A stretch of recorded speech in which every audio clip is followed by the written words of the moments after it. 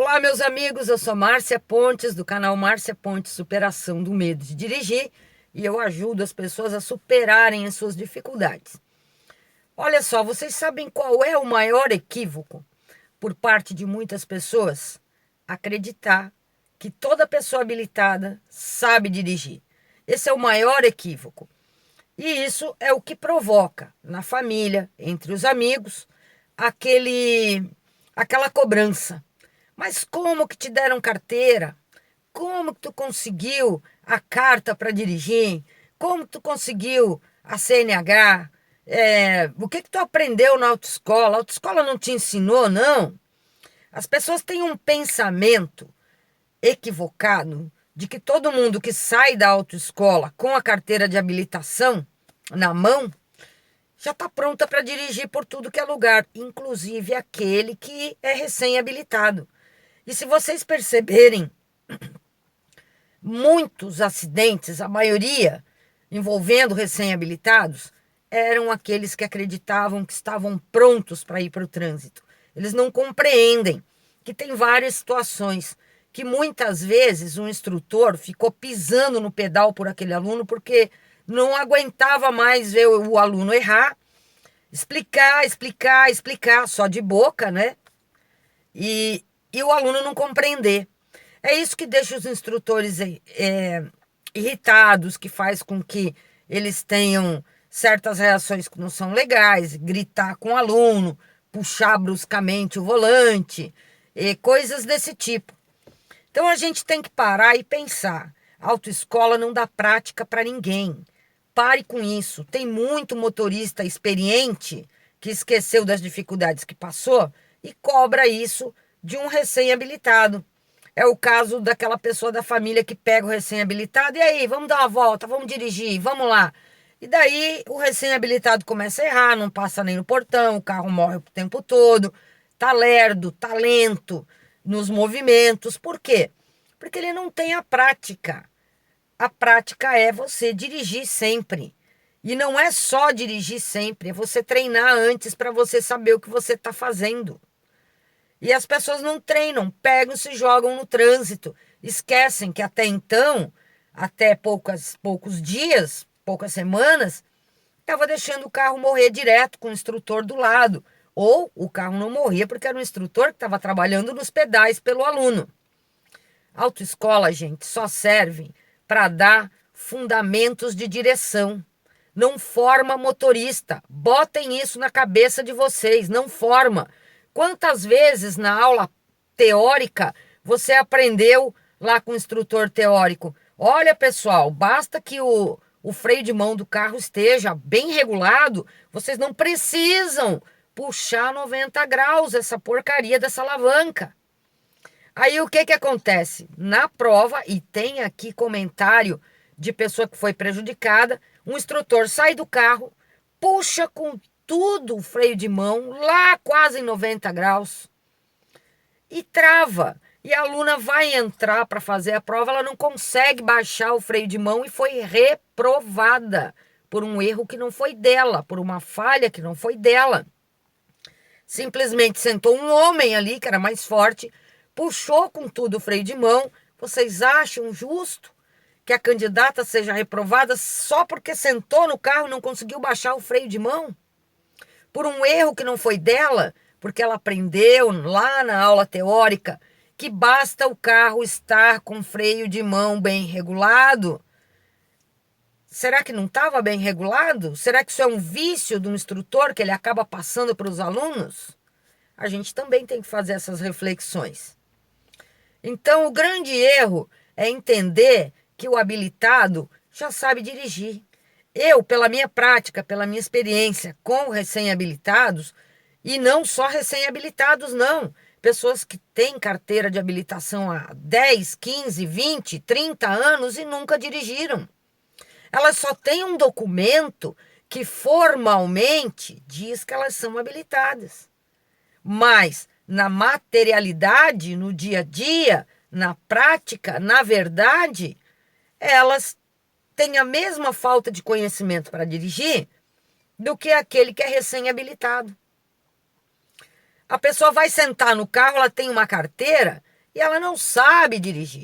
Ela não sabe. Por que vocês acham que locadora de veículos não empresta, não loca, não aluga carro para recém-habilitado com menos de 2 anos de habilitação? Porque essa pessoa tem que saber dirigir. Por que as pessoas não emprestam? Porque é a fase de habilitação. Porque é aquela fase em que a pessoa está aprendendo. Mas só que existe esse entendimento equivocado. Por isso que os maridos gritam, amigos empurram para o trânsito, um monte de gente empurra para o trânsito. Falta esse conhecimento da sociedade por parte das pessoas, dos familiares e do próprio recém-habilitado, que muitas vezes precisa passar por uma experiência dessa, muitas vezes ele passa por uma experiência negativa dessa para ele compreender.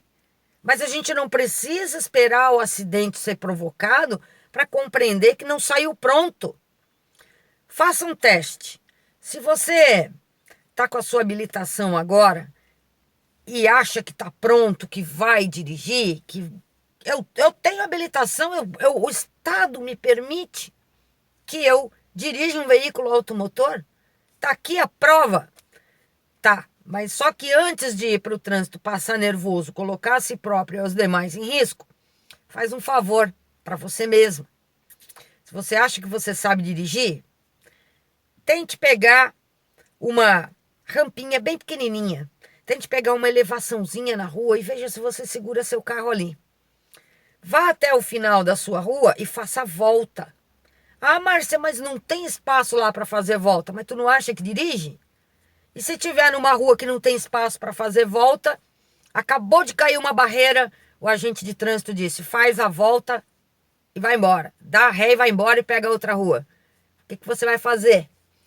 Vai sentar, vai chorar, vai pedir para o guarda, vai pedir para que alguém, um estranho, venha fazer essa manobra para você? E se ele roubar teu carro e te deixar lá na mão? Ah, Márcia, eu não passo problema, porque eu sempre peço para alguém estacionar para mim. E aquela pessoa que não é o dono do seu carro, que vai te ajudar, bate num carro importado no estacionamento, quem vai pagar o prejuízo? O cara vai entregar a chave do carro na tua mão e vai dizer, ó, não tive culpa, tchau, te vira. A placa do seu carro está vinculada ao seu nome, ao seu CPF. Seu nome está vinculado ao veículo. O que diz o Código de Trânsito? Que o motorista, não só o motorista, mas o proprietário, tanto que as multas vêm tudo no nome do proprietário. E ele pode indicar o outro condutor, se o outro condutor aceitar assinar. Porque senão aí vai ter uma pendenga judicial. Mas antes de resolver essa pendenga com o condutor que estava lá dirigindo o seu carro, você vai ter que acertar com o dono do outro carro. Percebem?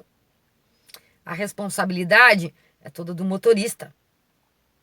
O que eu quero dizer para vocês, nem todo mundo que é habilitado sabe dirigir. Eu tenho alunos habilitados há muito tempo que não lembram mais nem como pisa no pedal. E eu tenho que começar com eles como se fosse um aluno, uma pessoa que nunca se habilitou, mesmo tendo habilitação. Fica a reflexão para vocês, meus caros. Tentem conversar com as pessoas da sua família e tente fazê-las compreender.